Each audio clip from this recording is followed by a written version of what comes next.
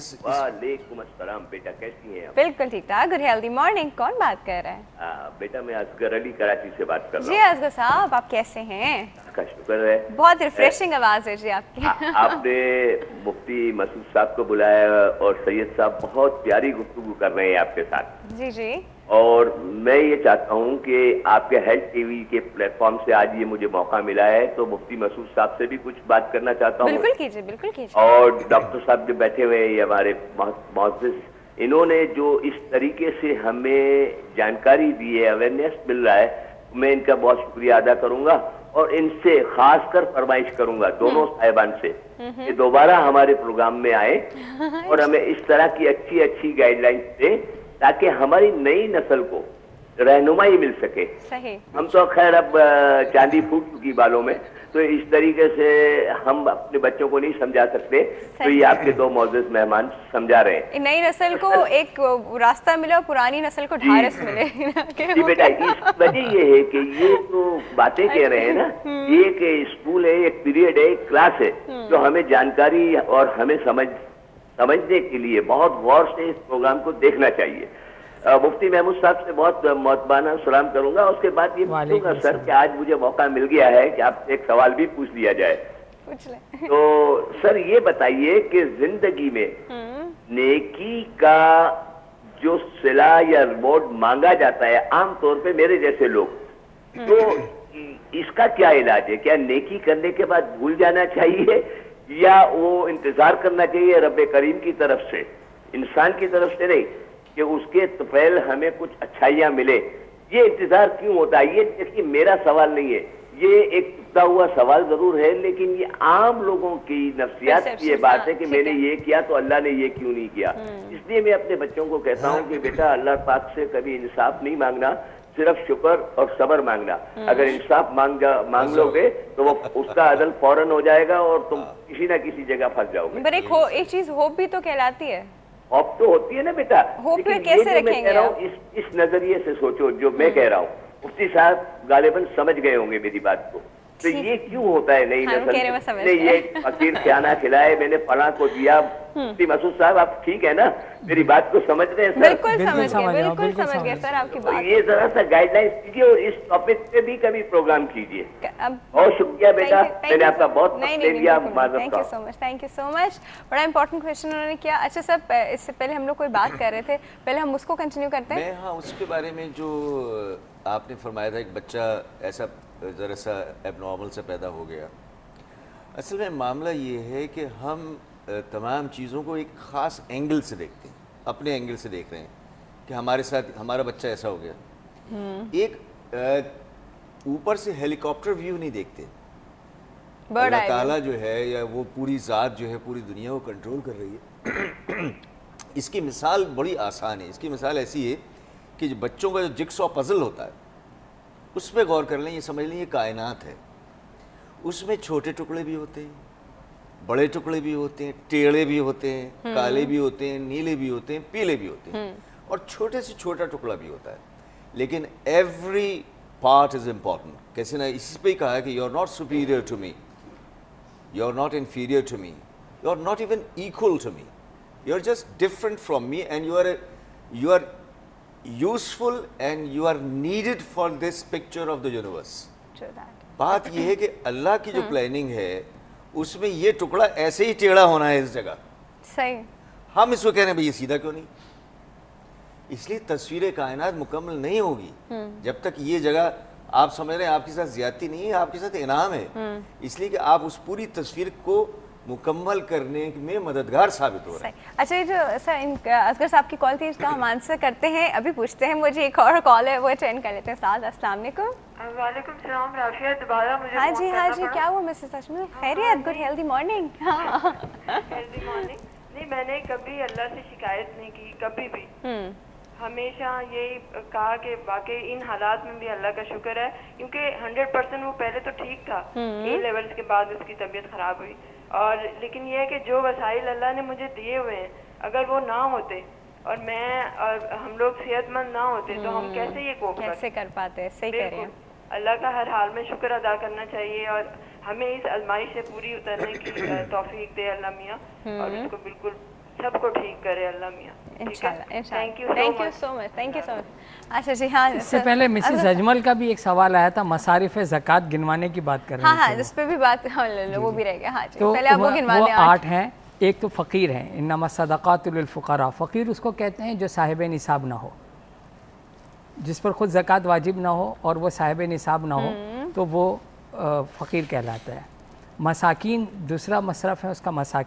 مساکین اس کو کہتے ہیں جس کے پاس ایک دن سے زیادہ کی چیز ذخیرہ نہ ہو, یعنی اس کے پاس ارینجمنٹ جو ہے وہ ایک دن 24 گھنٹے کی خوراک ہو, بلکہ اگلے دن کا اس کے پاس نہ ہو. مطلب وہ جو ڈیلی بیسس پہ جو کما رہا ہوتا ہے, ڈیلی ویجز والا. ٹھیک ہے. اور تیسرے اس کے مصارف میں وہ لوگ ہیں جو زکوٰۃ وصول کر کے زکوٰۃ کو اس کے مصرف پر خرچ کرنے کا کام کر رہے ہیں, تو ان کی جو مینجمنٹ ایکسپنسز ہیں وہ بھی اسی زکوٰۃ فنڈ سے نکالے جائیں گے. صحیح ہے. اور وہ لوگ جن کے بارے میں اندیشہ ہے کہ اپنے فقر سے, اپنی مفلسی سے تنگ آ کر وہ دین سے نہ پھر جائیں یا دوسرے دین سے کنورٹ ہو کر وہ ہمارے پاس آ جائیں, تو ایسے لوگوں کو بھی, ایسے غیر مسلموں کو بھی زکوٰۃ دی جاتی ہے.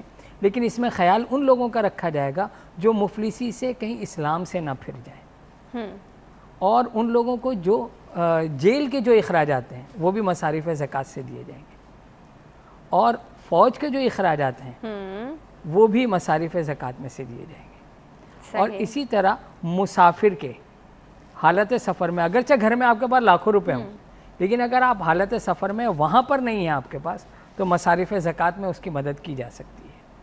صحیح. اور اس کی واضح مثالیں ہمیں عام طور پر ڈاکٹر صاحب بھی بتائیں گے کہ اس کی زیادہ تر مثالیں جو ہیں وہ حج کے اور عمرے کے سفر میں سامنے آتی ہیں. تو یہ 8 مصارف زکوٰۃ بتائے گئے ہیں. اور اصغر صاحب کی بات کی طرف میں آتا ہوں کہ اصغر صاحب نے بہت اچھی بات کی کہ اللہ تعالیٰ سے انصاف نہ مانگو. کسی نبی نے بھی اللہ تعالیٰ سے انصاف نہیں مانگا, عافیت مانگی ہے. انصاف اور عافیت میں انہوں نے بھی بات کی تھی کہ ہم انصاف نہ کریں بلکہ احسان کریں. احسان یہ ہے کہ دوسرے کے فرائض کو اچھے طریقے سے ادا کیا جائے. منیمم لیول یہ ہے کہ وہی والی بات ہے کہ ایک کپ مگ دینا ہے, یہ اس کا حق ہے. اب میں اسے منہ بنا کر بھی دے سکتا ہوں, میں اچھے رویے کے ساتھ بھی دے سکتا ہوں. تو اب احسان اس میں منیمم لیول یہ ہے کہ میں اچھے رویے کے ساتھ دوں, اور اس کا بہت زیادہ اچھا لیول یہ ہے کہ جتنا اس کا حق تھا اسے تھوڑا سا زیادہ دے دیا. جھکتا ہوا تولا, تولیں تو جھکتا ہوا تولیں. سارا کھیل یہی ہے. اگر اس پہ فوکس کر لیا جائے تو حقوق تو اپنے آپ ادا ہوئے. اپنے آپ ادا ہوئے. کس طرح, ویٹ کی طرف یا بیلنس کی بات ہو رہی ہے نا, تو ہم لوگ تو آج کل کے زمانے میں وہ ویٹ کی طرف جھک رہا ہوتا ہے اور وہ تھوڑا سا اوپر ہی ہوتا ہے. چلو ٹھیک ہے, ہو گیا. یعنی بعض دفعہ ہماری بات پوری نہیں ہو رہی ہوتی تو 1-8 منٹ مل جانا چاہیے تاکہ بات پوری ہو جائے. صحیح کہہ رہے ہیں. مولانا صاحب نے جو باتیں کی نا, اس میں اس قدر ہمارے پاس اس کی مثالیں ہیں موجود, اتنی مثالیں. احسان کی, یعنی فتح مکہ, دنیا میں اس سے بڑی معافی ہے ہی نہیں کہیں.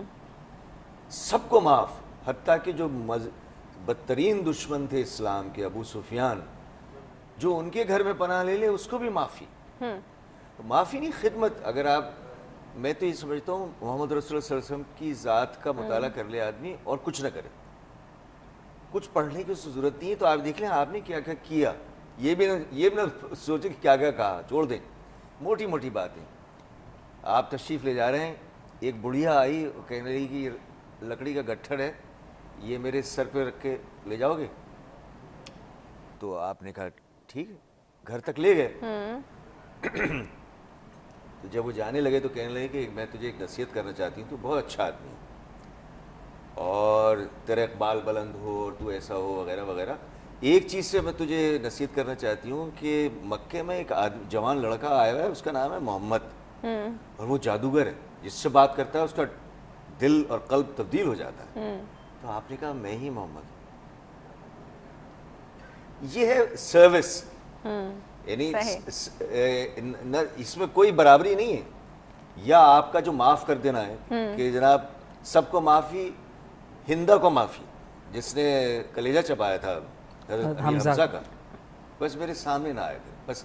لیکن معاف معاف معاف, احسان احسان, اس کو اس سے زیادہ دو, جتنا یہ توقع کر رہا ہے اس سے زیادہ دو. صرف معاف ہی نہیں کیا بلکہ اس کا لیول بھی مینٹین رکھا. जो उसके पास लेवल था इससे पहले वो भी मेंटेन रखा। यहाँ मैं असगर साहब की बात को दोबारा उनकी तरफ आऊँगा कि उन्होंने कहा नेकी करके भूल जाना चाहिए। देखिए एक ये कि किसी इंसान के साथ आपने नेकी की, वहाँ तो आप भूल जाएं कि उसको वो नेकी जितलाए नहीं, यहाँ तो भूलने का हुक्म। अगर गॉड फॉरबिड आपके साथ अपनी किसी सिचुएशन में आके बुरा कर जाए डायरेक्टली या इनडायरेक्टली, तो फिर आप उसको सबसे पहले वो एहसान जता रहे हो मैंने तुम्हारे साथ ये किया और तुमने मेरे साथ ये किया। उसको तो ना जितलाया जाए, लेकिन अपनी नेकी को याद रखा जाए अल्लाह ताला के सामने दुआ मांगते हुए वास्ता बनाने के लिए।